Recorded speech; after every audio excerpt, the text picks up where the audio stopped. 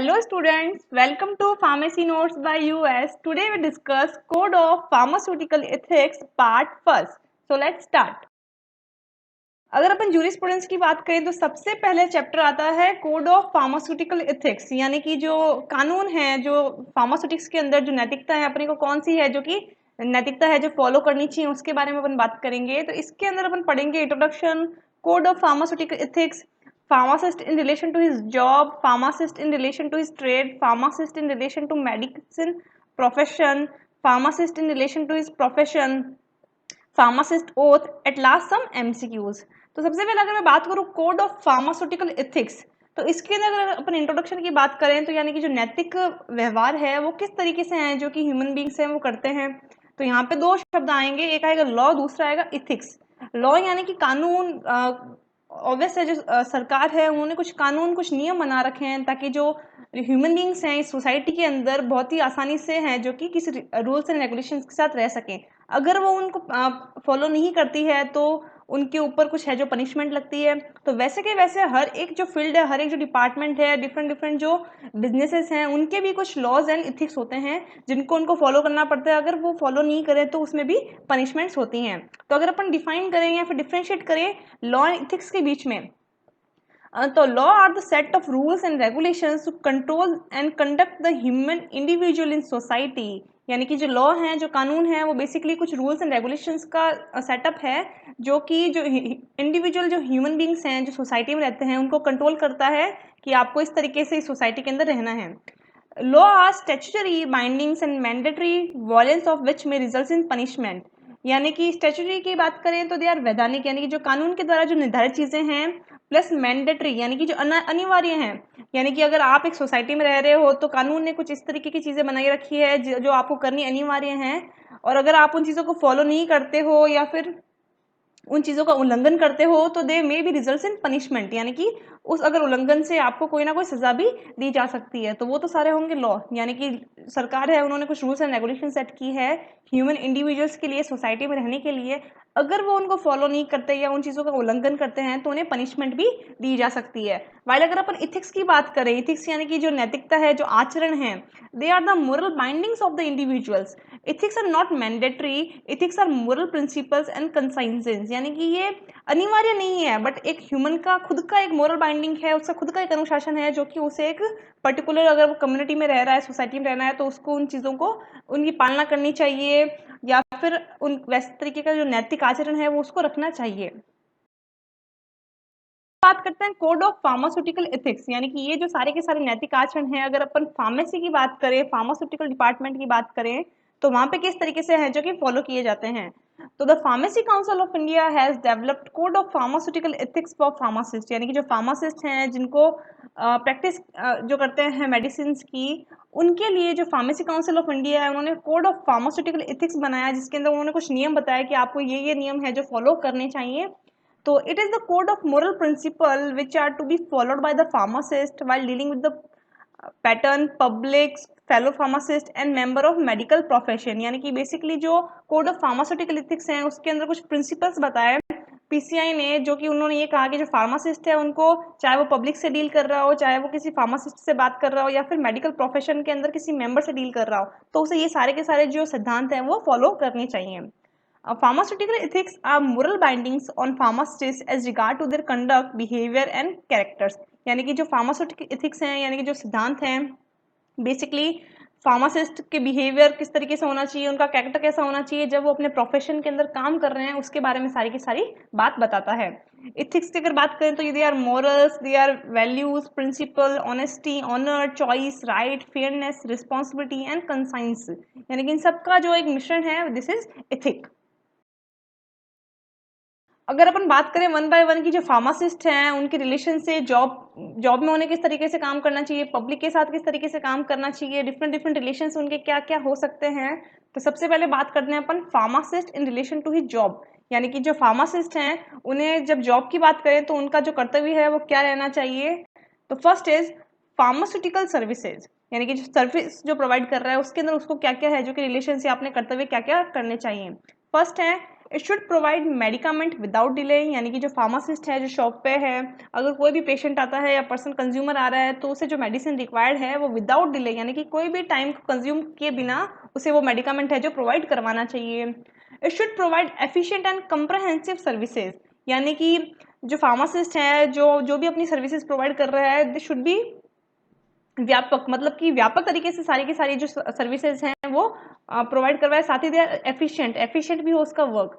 फिर है pharmacy. Pharmacy should be control under pharmacist, यानी कि जो फार्मेसी है, शॉप है, should be control under pharmacist, pharmacist के अंडर होनी चाहिए। It must B properly clean, arrange and store, यानी कि जो फार्मेसी है, जो स्टोर है उसका, जो शॉप है, वो प्रॉपर्ली क्लीन होनी चाहिए, प्रॉपर्ली अरेंज होनी चाहिए अकॉर्डिंग टू द पैटर्न, किस तरीके से कौन सी मेडिसिन कहाँ रखनी चाहिए, और साथ ही साथ प्रॉपर्टी सिस्टम को भी स्टोर किया जाना चाहिए। है हैंडलिंग प्रिस्क्रिप्शंस, यानी कि प्रिस्क्रिप्शंस को किस तरीके से हैंडल करना चाहिए एक फार्मासिस्ट को। तो फार्मासिस्ट मस्ट नॉट डिस्कस और comment on merits, demerits, therapeutic efficacy और प्रिस्क्रिप्शन, यानी कि जब भी कोई मेडिकल रिप्रेजेंटेटिव है जो कि कोई प्रिस्क्रिप्शन लेके किसी पेशेंट को भेजता है, तो जैसे वो फार्मासिस्ट रीड करता है तो उस समय उसे उसकी जो भी मेडिसिन हैं उसकी कोई भी थेरापेटिक एफिकेसी, यानी कि वो क्या काम आता है, उसकी एडवांटेजेस क्या हैं, डिसएडवांटेज क्या हैं, ये किसी भी पेशेंट के साथ है जो डिस्कस नहीं करनी चाहिए। इससे जो पेशेंट्स हैं उनका बिहेवियर है उस पर्टिकुलर ट्रीटमेंट के हिसाब से चेंज हो सकता है। फिर है pharmacist must not even show any expression which may create anxiety in patient, यानी कि सपोज कोई पेशेंट है जो कि एंटी कैंसर मेडिसिन की प्रिस्क्रिप्शन लेकर आया है, कोई डिप्रेशन के लिए कुछ मेडिसिन की प्रिस्क्रिप्शन लेकर आया है, तो फार्मासिस्ट कोई भी एक्सप्रेशन ना दे उन पर्टिकुलर मेडिसिन का, उन प्रिस्क्रिप्शन को देख के, जो कि जो पेशेंट है उसके मन में कोई एंजाइटी या कोई उत्तेजना है जो कि क्रिएट करे। Pharmacist should not add, omit और सब्स्टिट्यूट एनी प्रिस्क्रिप्शन, साथ ही साथ जो भी मेडिकल रिप्रेजेंटेटिव ने जो भी प्रिस्क्रिप्शन भेजा है किसी कंज्यूमर या फिर किसी पेशेंट के हाथ में, फार्मासिस्ट उसको वैसा का वैसा ही पेशेंट को ट्रीट करे, उसमें से कोई भी मेडिसिन को चेंज ना करे, किसी मेडिसिन को रिमूव ना करे या फिर किसी मेडिसिन को अपनी गाइडेंस के हिसाब से ऐड भी ना करे। Then find any error should refer back confidentially, या फिर जैसे कभी हो सकता है कि फार्मासिस्ट को कोई मिस्टेक लगे कि नहीं यार ये मेडिसिन शायद इस पेशेंट के लिए नहीं हुई है, it should be by error, कोई एरर है यहाँ पे, तो ये जो मेडिसिन हैं वो वापस जो पेशेंट्स के थ्रू या फिर मेडिकल प्रैक्टिशनर को वो कॉन्फिडेंशनली रिटर्न कर सकता है कि यानी कि आप शायद ये लिखना चाह रहे थे या फिर ये रीड करने में इस तरीके से आ रहा है, उस तरीके से जो चीज़ें हैं वापस रिफर बैक की जा सकती हैं। फिर है handling of drugs.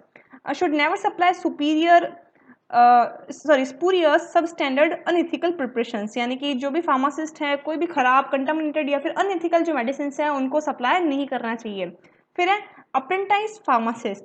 Apprentice pharmacist की बात करें तो एक तरीके से जो प्री फार्मासिस्ट है, यानी कि जो फार्मासिस्ट की बनने के लिए जो प्रिपेयर हो रहे हैं या फिर जो कम रेट पर भी फार्मासिस्ट का काम करने के लिए तैयार हो जाते हैं, so the certificate should not be issued to apprentice pharmacist unless they acquire sufficient skill, techniques and worth, यानी कि जो लोग जो भी काम सीख रहे हैं या फिर लो स्केल पर भी या लो पे पर भी काम करने के लिए तैयार हैं, उनको तब तक सर्टिफिकेट्स प्रोवाइड नहीं करवाए जाने चाहिए जब तक कि उनके पास एक प्रॉपर सफिशिएंट स्किल नहीं आ रही है as a pharmacist, proper techniques या फिर उनकी प्रॉपर एजुकेशन ना हो चुकी हो इस हिसाब से।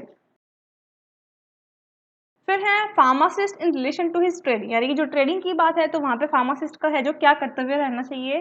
सबसे पहले है price structure, should charge fair prices, customer should not undue tax, यानी कि जो फार्मासिस्ट है जो भी मेडिसिन कंज्यूमर को बेच रहा है उसकी एक फेयर प्राइस वो लगाना चाहिए, ना तो वो ज़्यादा लगाए और ना ही वो कम लगाए, यानी कि कस्टमर है उसको कुछ एक्स्ट्रा पे ना करना पड़े। Fair trade practices.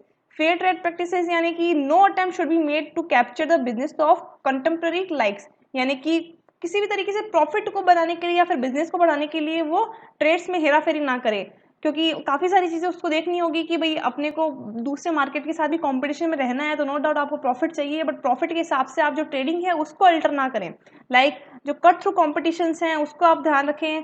Ordering customers by way of gift and prizes, यानी कि फार्मासिस्ट को गिफ्ट और प्राइज का लालच देते हुए किसी भी कस्टमर को गेन नहीं करना चाहिए, एक फेयर ट्रेडिंग रखनी चाहिए, एक फेयर कंपटीशन रखना चाहिए। Charging lower prices than reasonable, यानी कि जो मेडिसिन है उसका सपोज 15 रुपीज़ चार्जेस है, तो वो लोगों को अट्रैक्ट करने के लिए या फिर एक बार कस्टमर को अपने पास खींचने के लिए उसका है जो कि लो प्राइस लोगों से चार्ज कर रहा है, तो ऐसे भी नहीं करना चाहिए। इमिटेटिंग और कॉपिंग लेबल ट्रेडमार्क्स, यानी कि कोई दूसरी ब्रांड का है जो कि लेबल या फिर ट्रेडमार्क है वो कॉपी करके किसी स्पूरियस मेडिसिन पे वो लगा दे, तो वो भी एक फार्मासिस्ट को नहीं करना चाहिए। Dispensing prescriptions of other pharmacist, यानी कि जो दूसरी प्रिस्क्रिप्शन आ रही है दूसरे फार्मासिस्ट के पास, उसको है जो कि डिस्पेंस ना कर सके। फिर है purchase of drug, always purchase from genuine and reputed source with valid document as per law. यानी कि अगर फार्मासिस्ट कोई भी मेडिसिन को है जो कि होलसेलर से या फिर मैन्युफैक्चरर से परचेज कर रहा है, तो they should be genuine and reputed, reputed संस्था होनी चाहिए, एक जेन्युइन मेडिसिन होनी चाहिए, एक प्रॉपर डॉक्यूमेंटेशन या फिर वैलिड डॉक्यूमेंटेशन के थ्रू ही वो सारा का सारा है जो कि माल परचेज करे। फिर है Hawking of drugs and self services. Hawking की अगर बात करें यानी कि डोर टू डोर सर्विसेज की बात है, यानी कि आप गली गली घूम के एक तरीके से मेडिसिन को बेच रहे हो, तो ये भी है जो फार्मासिस्ट को नहीं करना चाहिए। Leads to self medication should not be encouraged. साथ ही साथ ये जो पेशेंट्स हैं उनको सेल्फ मेडिकेशन के लिए भी प्रमोट करता है, यानी कि अगर आप घूम घूम के अगर मेडिसिन दे रहे हो तो वो हो सकता है कि जो ओटीसी मेडिसिन हैं वो जनरली आपसे लें, तो जो सेल्फ मेडिकेशन है उसका भी खतरा बढ़ता है, तो it should not be encouraged. Then advertisement and display, should not make any claim or involve in advertisement. तो अगर आपको शेड्यूल्स के बारे में याद है तो कुछ ऐसे एडवर्टाइजमेंट भी होते हैं जो कि कुछ ऐसी डिजीज को क्लेम क्योर करने के लिए क्लेम करते हैं जो कि इलीगल है, तो फार्मासिस्ट को इस तरीके के एडवर्टाइजमेंट भी नहीं करने चाहिए, साथ ही साथ किसी मेडिसिन का एडवर्टाइजमेंट भी नहीं करना चाहिए। फिर अपन बात करते हैं pharmacist in relation to medical profession, यानी कि मेडिकल प्रोफेशन की बात कर रहे हैं, यानी कि एक तरीके से यहाँ पे दो चीज़ों की लिंक हो गई, एक आप पेशेंट से भी लिंक कर रहे हैं और साथ ही साथ जो मेडिकल प्रोफेशनल वाले हैं यानी कि जो डॉक्टर्स हैं उनके लिए भी आप एक लिंक हैं, तो वहाँ पे जो रिलेशन हैं वो फार्मासिस्ट को किस तरीके से रखने चाहिए। सबसे पहले है प्रोफेशनल लिमिटेशन, यानी कि फार्मासिस्ट की खुद की एक लिमिटेशन होती है किस तरीके से है जो कि उसे कम्युनिकेट करना चाहिए। A pharmacist should neither diagnose disease or prescribe medicines. However, pharmacist may render first aid to the victims in emergencies. यानी कि जो pharmacist है वो किसी disease को diagnose नहीं कर सकता। pharmacist का फिलहाल ये काम है कि वो डॉक्टर के द्वारा आए हुए प्रिस्क्रिप्शन को पढ़ के वो जो पेशेंट को है वो सप्लाई कर सकता है, बट किसी की डिजीज को डायग्नोस कर लिया और उसके आधार पर खुद मेडिसिन लिख दी, ये फार्मासिस्ट को नहीं करना चाहिए। बट अगर कोई विक्टिम है जो कि इमरजेंसी में किसी को फर्स्ट एड की रिक्वायरमेंट है तो फार्मासिस्ट उसे दे सकता है। फिर है क्लैंडस्टाइन अरेंजमेंट। क्लैंडस्टाइन की अगर बात करें तो जो गुप्त अरेंजमेंट है, जैसे कि जो फार्मासिस्ट है बहुत लोग क्या करते हैं डायरेक्ट है जो डॉक्टर से कांटेक्ट कर लेते हैं कमीशन के लिए कि आप मेरे जो अवेलेबल मार्केट में मेडिसिन हैं उनको लिखिए, मैं आपको पर्टिकुलर कोई कमीशन दूंगा। तो इस तरीके के जो गुप्त अरेंजमेंट्स हैं वो भी फार्मासिस्ट को नहीं करने चाहिए। Pharmacist should never make any arrangements with medicos for any commission और एडवांटेजेस। फिर है लाइजन विद पब्लिक। लाइजन की अगर अपन बात करें तो लाइजन मीन्स है एक संपर्क या फिर कड़ी, यानी कि जो फार्मासिस्ट है एक कड़ी का काम कर रहा है एक पेशेंट के, एक कस्टमर के बीच में और एक डॉक्टर के बीच में। यानी कि डॉक्टर ने क्या दिया वो अच्छे से समझाने का जो एक कर्तव्य है वो एक अपन कह सकते हैं जो पेशेंट को एक फार्मासिस्ट का है। तो pharmacist is a liaison between medical profession and public. He should never disclose any information acquired during his professional activities. यानी कि कोई भी एक्टिविटी या कुछ भी तरीके की जो चीज़ें हैं कि इस मेडिसिन का क्या असर रहेगा क्या रहेगा, जो भी कॉन्फिडेंशियल बातें हैं ये उन्हें मेडिकल प्रोफेशन से जो आती हैं वो पब्लिक को है जो कि रिलीज नहीं करनी चाहिए। बात करें pharmacist in relation to his profession, यानी कि फार्मासिस्ट अपने प्रोफेशन के हिसाब से उसको क्या क्या चीज़ें देखनी चाहिए। सबसे पहले है फार्मासिस्ट विजिलेंस। विजिलेंस की बात करें तो जो फार्मासिस्ट है उसको कौन कौन सी सावधानियां रखनी चाहिए उसके बारे में बात करेंगे। Should bonded duty to make others also fulfil the provisions of the pharmaceutical and other law and regulations. यानी कि बेसिकली जो फार्मासिस्ट है उसको ये सावधानी रखनी चाहिए कि वो सारे के सारे रूल्स लॉज एंड रेगुलेशंस को फॉलो करें, साथ ही साथ जो दूसरे फार्मासिस्ट हैं उनको भी मोटिवेट करें कि आप भी सारे के सारे जो नियम्स हैं कानून हैं जो रेगुलेशंस है उसको प्रॉपरली फॉलो करो। We should not be afraid of brightening और causing a miscreant to be brought to book, may be he is a member of his own profession. यानी कि उसे अफोर्ड नहीं होना चाहिए किसी भी इंसान को है जो कि चीज़ें सही बताने के लिए, साथ ही साथ चाहे वो उसके खुद के कोई प्रोफेशन का मेंबर ही क्यों ना हो।